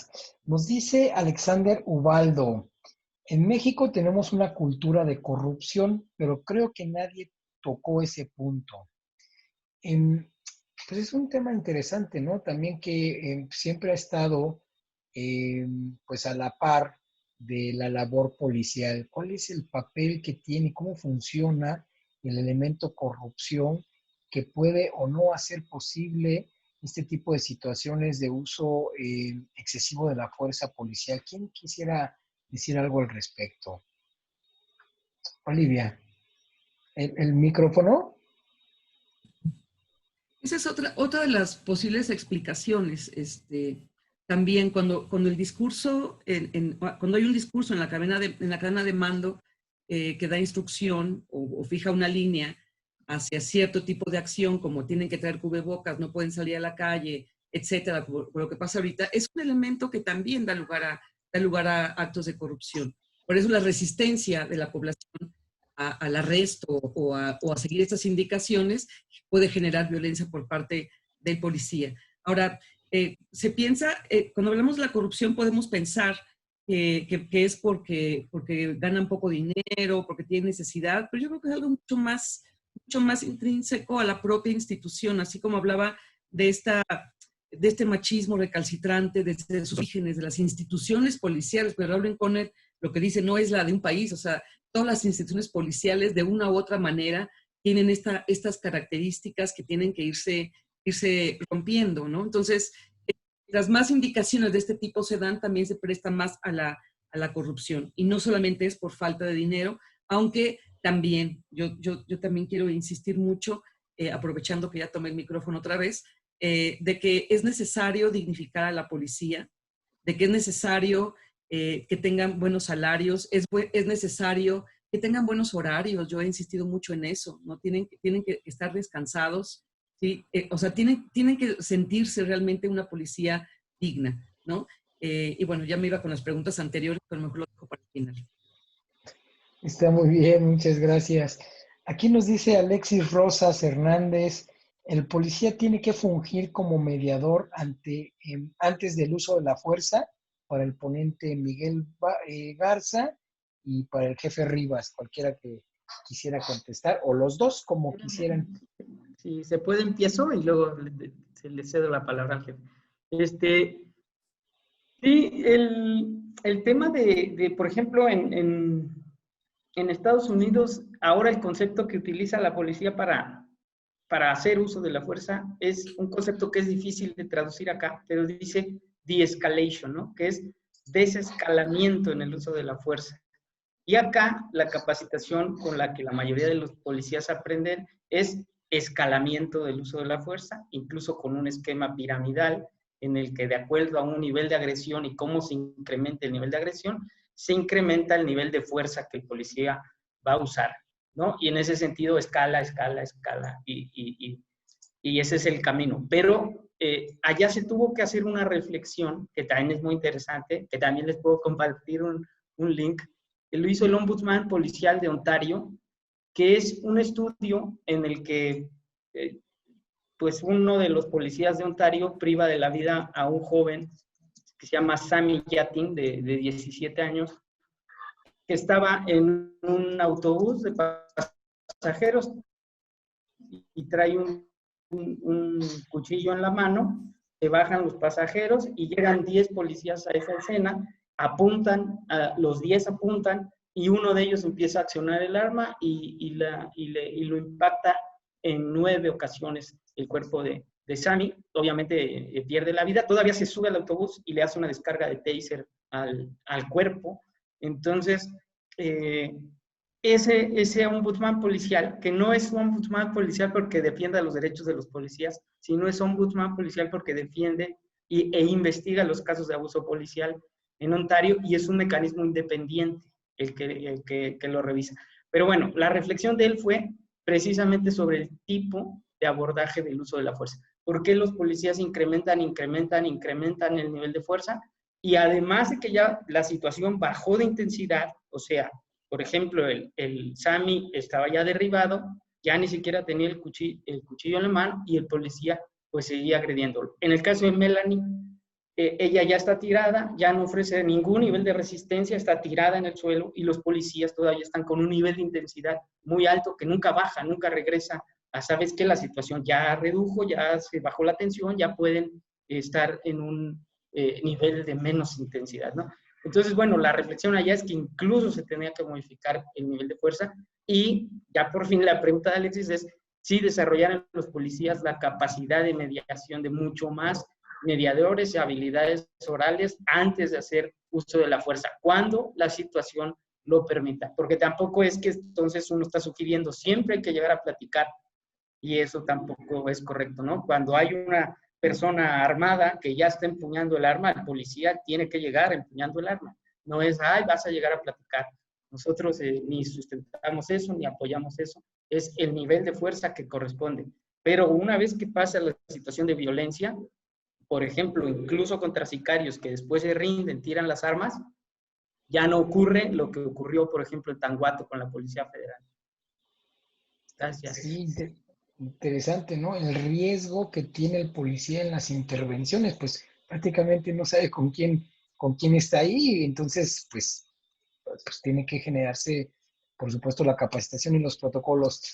Federico, ¿qué nos comentas? Muchas gracias. Vuelvo a reincidir en la importancia de la policía de proximidad. En el link que voy a dejar, hago un poquito más extenso este tema. No puede ser empleada la policía de manera unidireccional o para todo. La policía de proximidad, ese policía que te visita en las mañanas o que te acompaña a tus hijos cuando salen de la escuela, no puede, el que no tiene máscara, por decirlo así, el que conoces cuando convives día a día, no puede ser el mismo cuando hay una manifestación y se bloquea una avenida de esa colonia, porque se rompe ese pacto ciudadano, se quiebra esa confianza, porque ese mismo policía que está dando la cara amable va a ir a tomar su equipo antimotín y va a ir a enfrentarse con una situación social que incluso pueda hasta desconocer y ya lo pone como antagonista de la sociedad. Se rompe totalmente el pacto. Entonces, obviamente, se requiere un tipo de unidad policial que bien lo dice la Ley Nacional del Uso de la Fuerza, debe estar equipada, capacitada y con experiencia. Es muy difícil estar en ese tipo de unidades.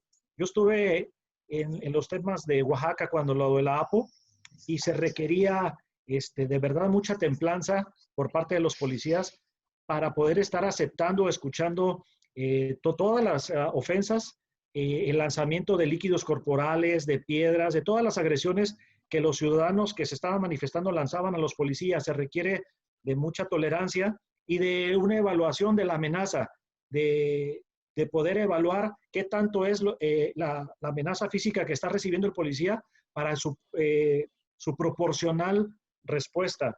Y ante todo, pues existe el diálogo. Uno como policía, en el buen sentido lo que voy a decir, administra la violencia del Estado. O sea, las armas no letales y letales de las cuales uno dispone precisamente para preservar la vida y los bienes de las personas, bueno, las administra y ante todo existe esa gestión del comandante que está ahí de advertir a las personas de que no dejar de estar manifestando una actitud que pudiese escalar en la pérdida de vidas, pues que el uso de la fuerza de la que se dispone, hay que prevenirlo de manera verbal e incluso corporal y pues ir previéndolo con mucho sentido común, pero ante todo buscando la concertación.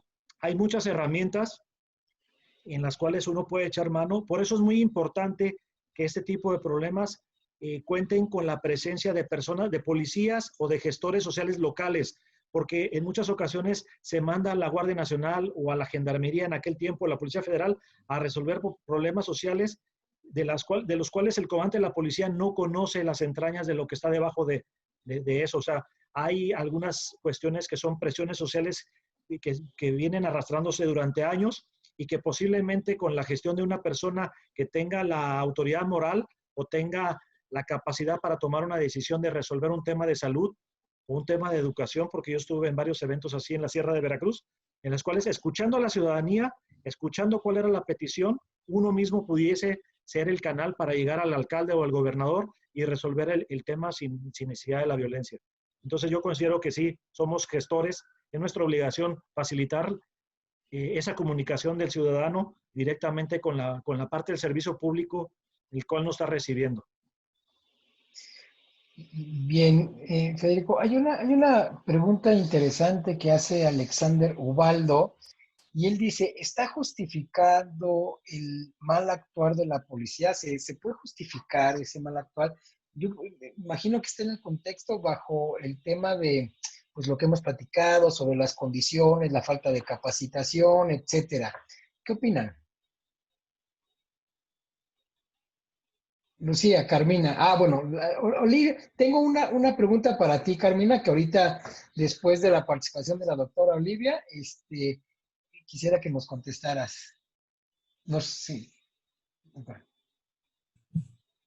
Yo pienso que no se trata de justificar, sino de explicar, ¿no? O sea, el hecho de que intentemos dar diversas explicaciones desde la propia institución, desde los policías, desde la historia, desde las situaciones que en ese momento detonan y demás, no significa que se esté justificando, se está explicando. Y porque, al igual que cuando hablamos de violencia contra las mujeres por razón de género, que también se dice, bueno, es que los hombres han sido formados de esta manera, de esta otra, su infancia, su socialización, el patriarcado como sistema. Esto es una explicación que estamos tratando de dar a la violencia masculina, pero no estamos justificando. Si una persona realmente se comprueba, en este caso el policía, sea mujer o sea hombre, se comprueba que ha ejercido violencia o ha matado a un ciudadano o ciudadana, tiene que ser sancionado de la misma manera porque está cometiendo un delito, ¿no? Entonces, yo creo que no se trata de justificar, sino de explicar. Interesante, como decía Bernard Lair, comprender no es justificar. que cuando justificas no necesariamente estás entendiendo, ¿no? Son dos niveles discursivos analíticos distintos.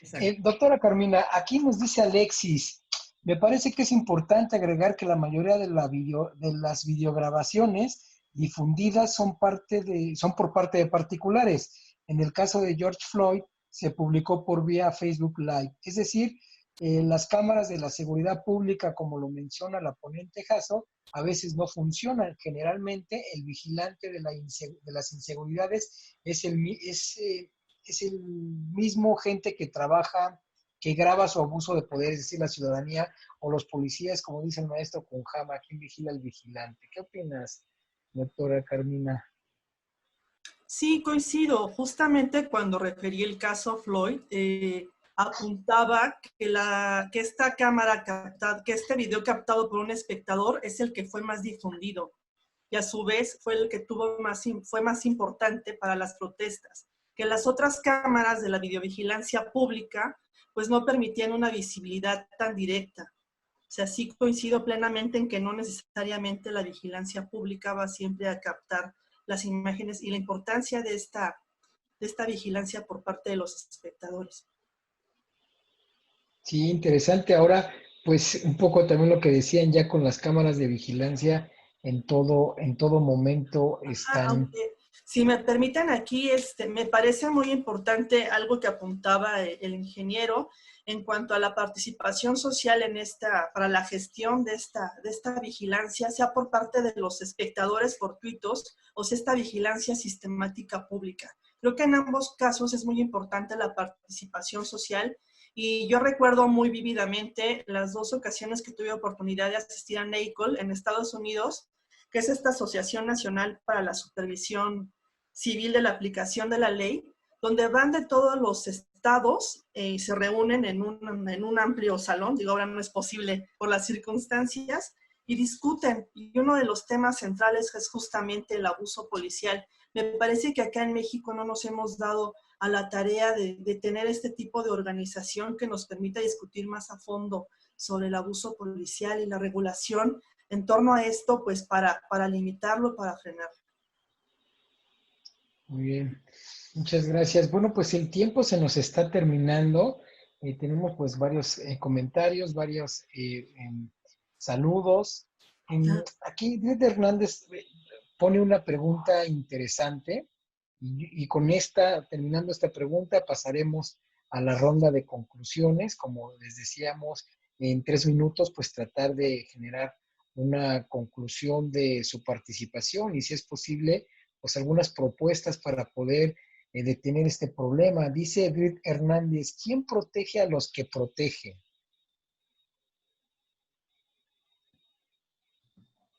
Yo quisiera hacer ahí un comentario que se complementa con lo de participación ciudadana y participación ciudadana especializada, porque ese se puede convertir en el mecanismo para que también se protejan los derechos de los policías. Por ejemplo, si hay un organismo ciudadano especializado que supervisa la actuación policial, digamos, se hace un protocolo y después ese organismo verifica el cumplimiento de esos protocolos y en caso de una mala conducta acompaña la investigación del caso. Eso es lo que propone NACOL, que refería Carmina hace un momento. Y de ahí, ese cuerpo, aunque es ciudadano, sí estaría integrado por abogados, por ex peritos, ex policías, gente que conozca la función policial y que entonces investigue de una manera mucho más justa la actuación policial. Entonces, eso podría dar certeza a la hora de actuar. Otro caso rápido, les digo lo que pasó, por ejemplo, en la Policía de Investigación de la Ciudad de México. Hay un caso en donde un policía está haciendo una persecución, el cuate que van persiguiendo, se mete a la central de abastos. En la central de abastos trae un arma que ya está desabastecida porque ya disparó todos los cartuchos. El policía le apunta y titubea de tal manera antes de disparar que el cuate tirado en el suelo le da tiempo de abastecer el arma, dispararle y lo priva de la vida al policía. que siempre se mantuvo apuntando y no se atrevió a disparar. Terminando ese acontecimiento trágico, intenta huir y los líderes ahí del mercado, la gente, los de los puestos lo linchan. Entonces matan al delincuente y el policía perdió la vida con el agresor, pues, ¿no? Y si el policía hubiera hecho uso de la fuerza, quizás solamente hubiera lesionado al cuate y no se pierde la vida de ninguno de los dos, ¿no?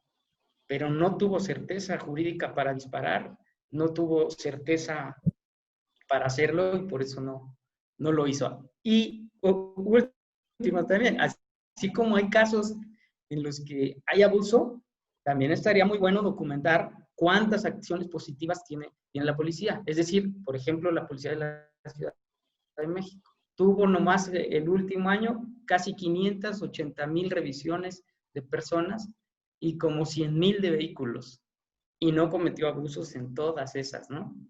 ¿En qué porcentaje cometió abusos? Es un porcentaje chiquito. Igual que en Estados Unidos, el caso de Floyd es un caso sumamente desafortunado, pero esa es la excepción. La mayoría no es esa la actuación de la policía. Y sí, no es defenderlos, es nomás poner las cosas en el contexto real en el que son.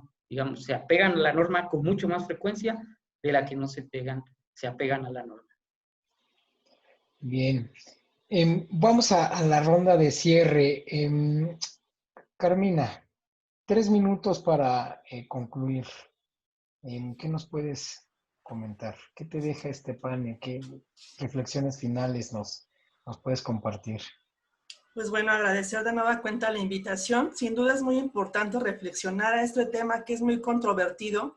Pareciera ser que son temas que nos polarizan como sociedad y como lo he mencionado al principio, en algunos casos no representa un tema que de manera permanente esté en el imaginario o en los mecanismos de búsqueda de la sociedad. Desde mi ámbito que ahora estoy como académica, me parece muy importante la mirada a experiencias previas. Hay otros países que han recorrido de una manera diferente lo que nosotros estamos apenas enfrentando. No me refiero al abuso policial, sino una manera de solucionarlo. Hay mucha bibliografía reciente sobre este tema, que debo decirlo, ¿no? Con mucho orgullo que hay muchas mujeres que están trabajando este tema. Simplemente me pedían bibliografía en alguna de las participaciones, como Elizabeth Jo o Alexandra Matescu. Son trabajos de 2016, 2018 que se han metido de fondo a la policía. Lo que decía la doctora Olivia, ¿no? La importancia de tener conocimiento de la función policial. Y a esto, bueno, ya para cerrar me permito hacer mi comercial. No puedo irme sin decir la importancia de la especialización en seguridad pública y que ahí confluyen, hemos tenido el gusto de tener alumnos que están en activo en corporaciones policiales y han hecho tesinas interesantes. Yo tuve la oportunidad de participar en una que era de un compañero que estaba en la policía. Les puedo compartir la bibliografía después, que era sobre la practicidad de la ley del uso de la fuerza en la Ciudad de México, y desde su experiencia iba revisando uno a uno los artículos y era una reflexión muy interesante. Y de último, pues insistir en la importancia de estos mecanismos de supervisión civil.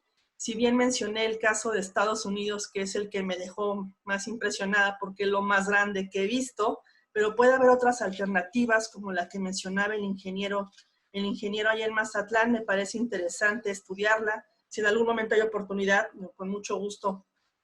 Creo que es de interés de varios de los que estamos aquí en la mesa y seguramente habrá otras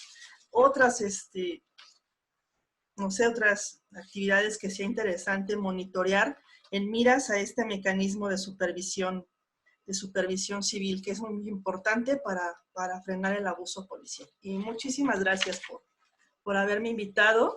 Me da mucho gusto saludarles. Gracias. Pues sí, yo ratifico el comercial de que vayan a estudiar a la especialidad. La verdad es que esté alojado una especialidad como esa en la Facultad de Ciencias Políticas y Sociales de la UNAM es un gran logro. Federico, en 3 minutos, ¿qué nos concluyes? Muchas gracias. Bueno, yo creo que primero que todo hay que calmarnos, ciudadanos y policías.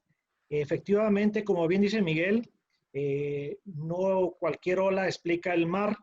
Estos desafortunados eventos, pues se lamentan, pero no es el común denominador o no expresan el quehacer policial diario ni en Estados Unidos ni aquí en México. Es lamentable, pero son detonadores de una sociedad que está enojada por muchos factores que ya mencioné. Creo que es mejor respetar a las autoridades policiales municipales y estatales. Hay que trabajar con los alcaldes y los gobernadores, normando y apoyando y auditando a las policías locales. Es mejor hacerlo que ignorarlas y hacerlas a un lado. Ahí es donde nacen los problemas en los municipios, en las colonias, en las calles. Quien más trabaja, más probabilidades tiene de equivocarse. Yo creo que es ingrato, es injusto y incluso hasta cobarde es dejar de lado a los policías municipales trabajando así en condiciones inhumanas e injustas.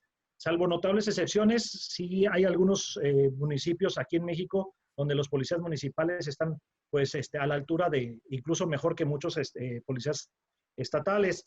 En otras palabras, solo se ha dejado a la policía municipal que limpie todo este cochinero. Francamente, las cosas no se pusieron así en México de un día para otro. Nos toca estar cosechando lo que se sembró en muchos sentidos en el pasado. Y pues desgraciadamente el policía municipal es el más desafortunado en esta cadena de seguridad y justicia, siendo que el que menores percepciones, equipamientos y apoyos recibe, haciéndolo casi desechable. A la primera oportunidad o riesgo de que tenga un riesgo, una situación jurídica, el policía municipal se le encarcela o se le pide la baja de manera pues unilateral, sin oportunidades, ni una defensoría o alguien que atienda o cómo lo respalde en una situación que quizás se generó por los medios sociales, por las redes sociales, pero muchas veces, y no es un misterio, que los grupos delictivos también trabajan en las redes sociales y también presionan a los medios de comunicación, posiblemente pues para lastimar a la única corporación policial que se le está enfrentando, o incluso a un grupo opositor al alcalde o al gobernador del que se esté tratando, ¿no? Entonces, pues dejan en estado de indefensión al policía y seguramente pues va a ser sentenciado o mal sentenciado. Esa es mi conclusión. Quedo a sus órdenes voy a dejar el link de disposición completa y agradezco mucho el espacio en el que compartí aquí con mis compañeros ponentes y al auditorio también. Muchas gracias. Muchas gracias, Federico. Miguel, ¿cómo nos concluyes en este panel? Sí. Pues yo quisiera insistir en el tema del estrés policial para terminar. Hace unos días, desgraciadamente, en Ciudad Juárez, un policía, pues, o sea, un caso desafortunado, se dirigió a la casa de su ex esposa que estaba embarazada y la privó de la vida. Y después se suicidó. Entonces, están muy mal, digamos, de situación psicoemocional, de cómo manejar el estrés. Ellos ven situaciones muy lamentables y están poco o nada atendidos. En Ciudad Juárez, nosotros impulsamos desde INCIDE la creación de una unidad de atención al estrés policial, en donde reciben apoyo terapéutico los policías y sus familias. Y ahí está funcionando, está operando, es uno de los estándares de nuestra certificación y ya va a existir eso en otras 4 policías del país. Y sin duda es algo que se tiene que hacer. Digamos, no se vale dejarlos salir a la calle con niveles de estrés, de todo lo que viven, encuentran, yo digo más feo, yo digo se lo comen solos, porque no, al otro día tienen que salir a trabajar otra vez con toda esa carga de situaciones muy, muy feas que viven, encuentran lo más feo que está en la sociedad, accidentes, situaciones de sangre, de homicidios, de violencia contra las mujeres, de lo más feo, pues lo ven ellos y al otro día, como si nada, se tienen que parar y otra vez trabajar.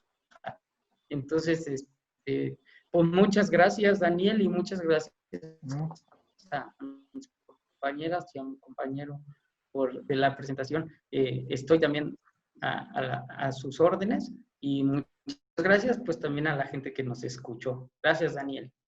Gracias, qué interesante, ¿no? digamos, recuperación psicoemocional que deberán de tener los trabajadores que en general trabajan en el tema de seguridad, ¿no? Doctora Olivia, ¿cómo concluyes este panel, este conversatorio? Pues sí, es muy difícil concluir un tema tan importante, tan interesante.